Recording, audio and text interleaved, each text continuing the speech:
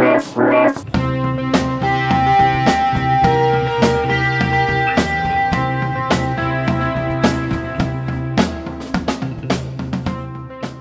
someone wants to see how quick the Gmail on Droid works. So I'm sending a test message here. You'll see me click the send button and we'll see how long it takes before a notification pops up in the notification bar there. Just turn up the volume there. And here we go.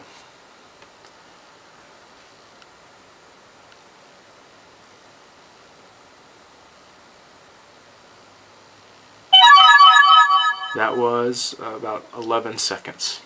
Okay, somebody wants to see the music player. It's the Android music player. They wanted just what's default out of the box. So actually I'll go back home and show you the little icon for it on the Droid. Little blue speaker says music. I'll go by artists.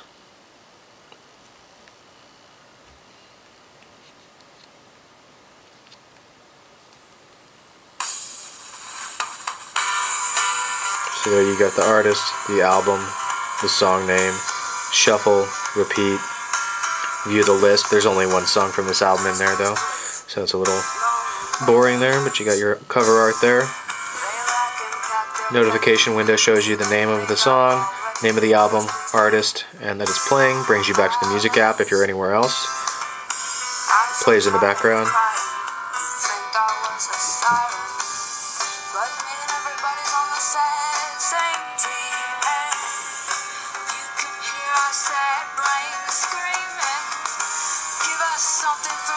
So there you go. This probably won't be as of interest to many of the viewers here, but I just want to show you skipping through tracks.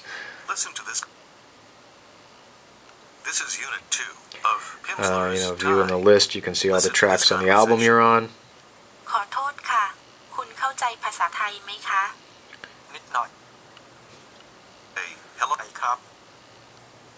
And it runs while you're doing all sorts of things until you have a text notification sound, incoming call, things like that. The music is never interrupted or stopped or anything. So there you go. I'm not sure what all you wanted to see there. Droid versus Aris email. Well, you're not going to see a lot of differences here. Both feature the default Gmail app right there, and they're exactly the same. And both feature the default Mail app, which on the Aris is just called Mail, and on the Droid has a different icon. It's called Email. Now you'll see a difference here. On the Droid, it's just wanting my email address and the password. It's going to try to automatically configure. On the Aris, it wants to know if it's an Exchange server or other POP3 IMAP server. Both are going to try to automatically configure. So I'll set these up here. Okay, after putting in the user ID and password, the Droid is asking me to give it a name, an identifier, friendly name to see in a list in case I use more than one email account, and my name outgoing for outgoing messages. Done, and it's going to start loading my messages. Now, the Aris, it's going to be whited out for you guys there. Same deal, but with a much cooler keyboard. So I'll get this one set up. Same deal on Aris, even though it looks differently. Now it just wants an identifying name and my name on outgoing messages. And now it's going to start loading. You can see it's synchronizing there. So pretty much the same. One thing I just want to point out really quick here that I think is so cool about the Sense keyboard is that when you hold down a character for long enough, the alternative, if it's only one, is automatically selected. That's really handy. And a related request, please do a Droid Aris dogfight. I'll try to do it. You know, Noah is the king of the dogfight. I've actually never done one before, so it might sort of be a cursory kind of thing that I do, and I don't have a whole lot of time left with both devices in my home here. I'll give it a shot, though. I'm not sure when, but I'll try to do that before I send the Droid out, alright? Stay tuned. Alright, several people asking about a European Droid and GSM Droid. In case you haven't heard of it yet, the phone is available in Europe, a GSM version called the Milestone, and that's also coming to Canada. So I've got at least a dozen questions here about whether or not that's going to happen. Some of them are probably old questions. As for unlocking it for use in the Pacifics, I think the European milestone is an unlocked GSM, but I need to look into that. I'll put some text here. Whoops, if I don't knock over my camera. Are we still unable to install apps to SD in Android 2.0? Yes. Don't have us to tell you there. Somebody else asked if this phone has been rooted. Not that I'm aware of. I'm sure it will be, in which case you'll be able to install apps to SD. Are there any good Yahoo Messenger apps for the Droid? Clean out the screen here. Alright, well, let's do a search. And I know I have used the Yahoo IM on here actually kind of a long time ago. Like when I first got my G1, I think. Hi Yahoo. I think that's what it is, yeah. I'm not going to do a full demonstration, but there's a screenshot for those of you without an Android device. That's with the default Android keyboard.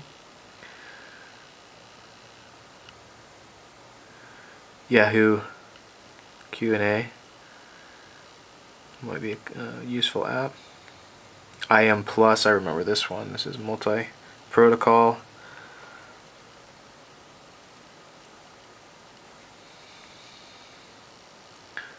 Yeah, this is AIM, iChat, MSN, Messenger, Yahoo, ICQ, Jabber, Google Talk, and MySpace. Palringo, Meebo. I guess Ring does it. Let's see. Mundu IM, I haven't tried that one, but I mean, you know, eBuddy IM, you can see there are plenty of ways to use the use different IM protocols on Android, and those are available before Android 2.0, before the Droid. I just want to make sure I answered that question completely, and I'm not sure this information is good. I've never had a reason to try to add a Yahoo Messenger contact in Google Talk, but I guess they specifically wanted to know that. Not that I'm aware of. I mean, I think Gtalk is Gtalk. I could be wrong. As you can see, there is very clearly a Google G in the Car Home app. So my guess is that when you see Android 2.0 and Google Navigation turning up on other phones, you're going to see the Car Home application. Now this has some integration with Motorola's Car Dock, but as far as I can tell, it's not designed specifically for that. I think you should be seeing this in all kinds of phones before too long. And I think that's going to have to do it for now. There were a couple of questions about media that I've already answered on other phones. It's the same situation here as far as I know. If you've asked me a question that I didn't reference at all, contact me on Twitter. That's phonedog_John, and I'll try to get an answer for you. Oh, and I should mention before I go, we're going to be giving a couple of these bad boys away on phonedog.com. So if you go over to the website, click the Win tab, you can play the One Pod Bandit, and it'll tell you there which phone they're giving away at any given time. Also stay tuned to Droid Dog, because we've got a few of our own giveaways coming up this holiday season. Alright, thanks for your participation, everybody. Take care.